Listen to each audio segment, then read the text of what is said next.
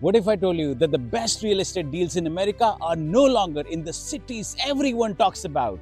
Not in Miami, not in Dallas, not Nashville, not Tampa, and definitely not in the expensive neighborhoods that every YouTube guru keeps mentioning. Here's the crazy part.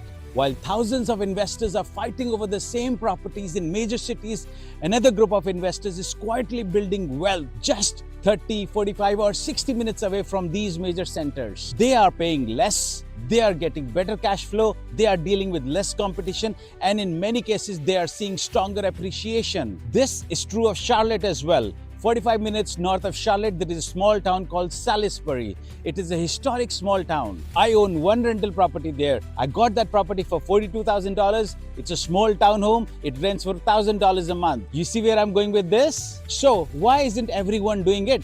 Because most investors are looking in the wrong direction. Today, I'm going to show you the strategic relocation is becoming one of the biggest opportunities in real estate investing, and how investing beyond major cities could completely change your investment journey. Stay until the end, because I'm going to share one mistake that causes investors to buy in the wrong small town. And that one mistake can cost you years of profits. Let's jump in. Hey everyone, if you don't know me or are new to my channel, my name is Vikram Chopra. I was an investment banker turned broker in the greater Charlotte metropolitan area, where I invest and assist other investors reach their financial goals through real estate investing. Section 1, the myth everyone believes. Most people think if I want my rental to appreciate, I have to buy in a major city. It sounds logical. Big cities have big jobs. Big cities have entertainment. Big cities have airports. Big cities attract people. So naturally, prices keep climbing, right? Well, not exactly. Here's what actually happens. As cities become more expensive, families begin looking further away. Young professionals want bigger homes. Remote workers don't need to live near downtown anymore. Retirees want lower taxes. Investors chase better cash flow. Businesses move to where land is cheaper. Little by little, growth starts spreading outwards. It's almost like throwing a rock in a pond. The city is the center, but the ripple keeps moving outwards. And if you can identify where the ripple is going before everyone else, that's where fortunes are built. You got to be very careful though. When I started investing in real estate, my focus market was Northern Virginia. As things getting started expensive, I wanted to pivot to another market. And unfortunately, I pivoted to a wrong market and I messed up big time. And if you're not careful, most investors will mess up too. They simply buy in the cheapest nearby town. Huge mistake, because not every town grows. I'll explain how to tell the difference in a minute. Before I show you what makes these areas explode in value, let's first understand why people are leaving major cities in the first place. Because once you understand that, you will never look at Google Maps the same way. Again, section 2. People follow opportunity. People don't move because they love highways. They move because of opportunity. Think about it. Isn't it true? In 2009, I used to work at Wall Street. I'm not sure how many of you are from New York, but the work culture is different there. People walk wearing suits, have a cup of coffee in their hand, and in most cases, there's a little bit of pride too. To tell you the truth, it's a viper's nest. Then came the greatest recession of our times, and as every other investment banker, I was laid off too. I didn't know what to do. There was a bank in Raleigh that offered me a job that didn't pay me my New York salary that I was getting. I was offered an opportunity and I moved. I followed opportunity just like most people. If you can buy a house for $350,000 instead of $700,000, would you drive another 25 minutes? Many families would. If the property taxes are lower, would you move? Probably. If schools are better, absolutely. If crime is lower, even more likely. Now, multiply that by thousands of families every single year. This is exactly how suburbs become booming markets. But here is something even more interesting.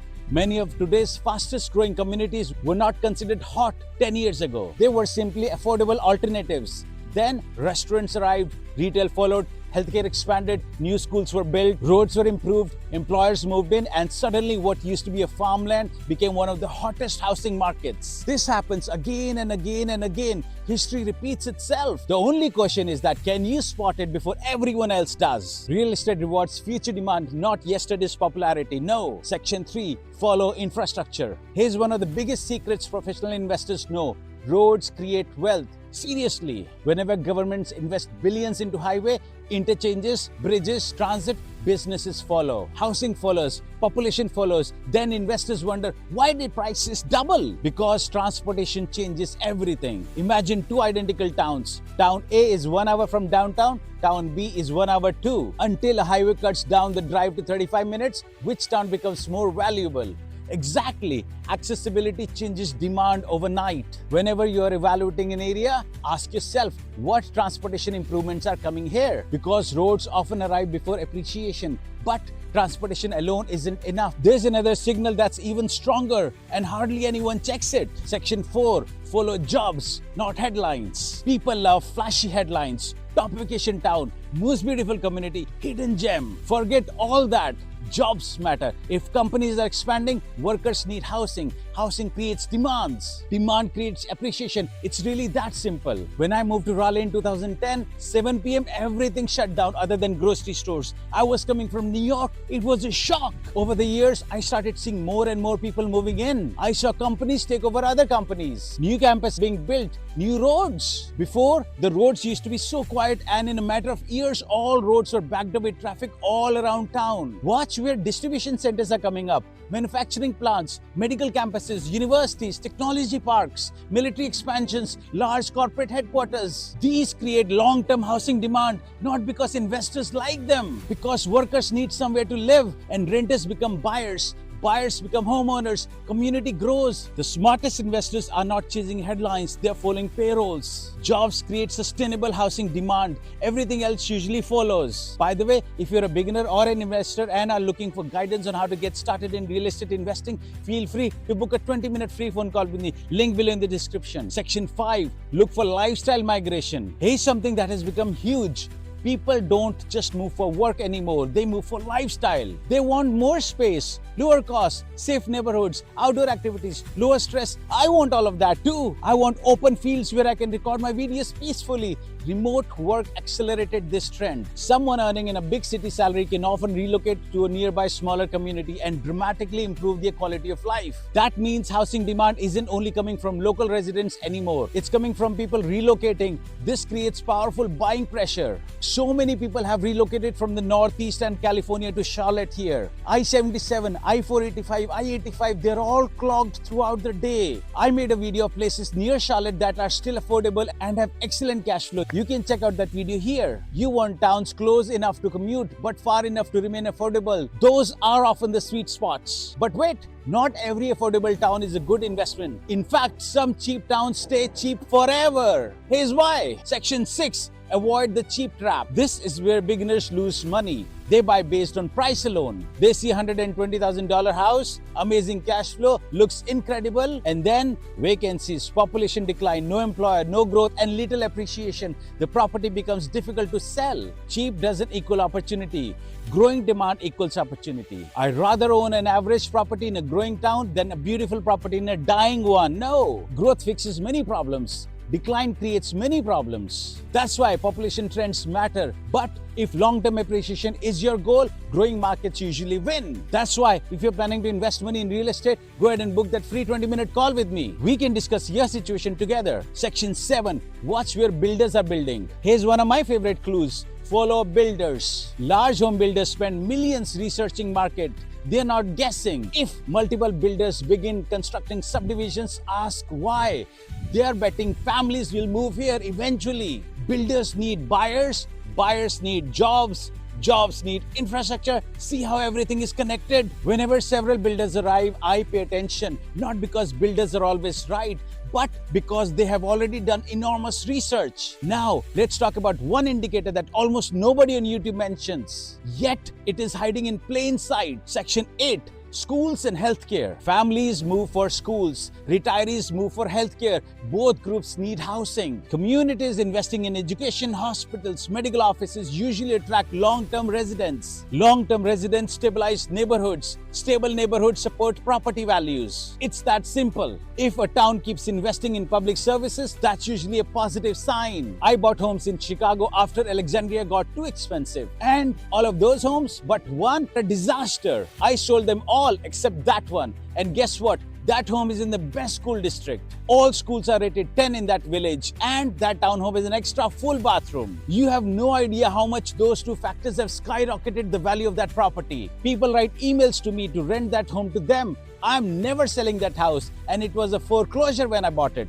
The previous owner spent a ton of money to put that extra bathroom in there, and then she lost her job after that. She couldn't sustain the house. Schools, hospitals, urgent care clinics, ERs all create year-round employment and housing demand. Section 9, the Golden Circle Strategy. If you go to Google Maps and type in your city in it, look for interstate loops. Loops that encircle the main city, not just the business district or the downtown. Bigger cities have many such loops. Los Angeles, New York, Atlanta have many such interstates that crisscross the entire city. Here's a framework I personally like. Think of major cities like a target. The downtown area is the center. Instead of buying in the bullseye, look outside the ring. Not too close, not too far.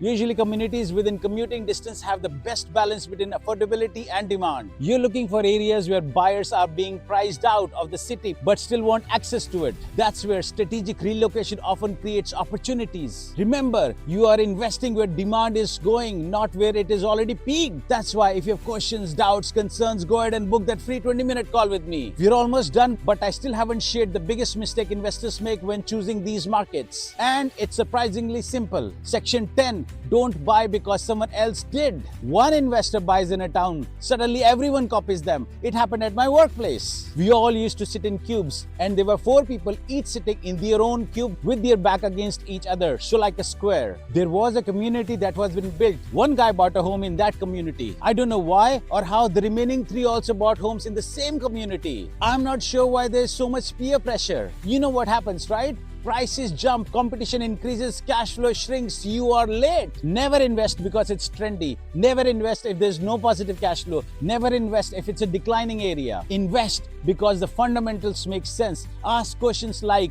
is the population growing? Are income rising? Are jobs expanding? Are schools improving? Is infrastructure improving? Are builders active? Are businesses investing? Can renters afford the rent? Those questions matter much more than social media hype. Real wealth usually comes from seeing tomorrow before everyone else does. Conclusion: strategic relocation isn't about chasing tiny towns. It's about understanding how cities grow. Growth expands, people relocate, businesses relocate, infrastructure expands, housing demand follows. Investors who recognize these patterns early often position themselves before prices fully reflect future demand. That doesn't mean every community outside a major city is a winner. Far from it. The key is identifying places with the right combination of employment, transportation, affordability, population growth, and long-term investments. If you can consistently find those areas, you will spend less time competing with dozens of buyers and more time owning properties that have room to grow. The next great investment opportunity may not be in the city everyone is talking about today.